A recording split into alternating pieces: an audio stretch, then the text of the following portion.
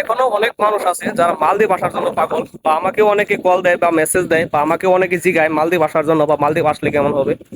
আসলে প্রকৃতপক্ষে যারাই মালদ্বীপ আসতে চায় বা যারাই মালদ্বীপ আসার জন্য নিয়োগ করে তাদের সবারই একটাই নিয়ত যে রিসোর্টে পার্মানেন্ট হওয়া।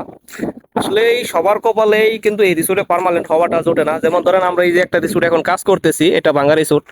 এই রিসোর্টে আমরা কম করে হলেও 3 থেকে 400 লোক কাজ করতেছি, বা এখন অতগুলো না হলেও এরকম একটা রিসোর্টে 4 থেকে 500 বা আরো বেশি অনেক রিসোর্ট আছে, বড় বড় রিসোর্ট যেগুলা, সেগুলোর মধ্যে আরো অনেক বেশি বা হাজার দুই এরকম লোক কাজ করে।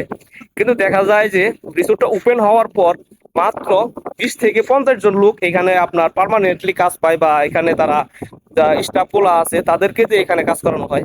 এখন আপনি চিন্তা করেন যে এই হাজার হাজার লোকের মধ্যে মাত্র 20 থেকে 50 জন লোককে কিন্তু তারা রিসোর্টের স্টাফ হিসাবে গ্রহণ করে, বা তারা এখানে কাজ পায়।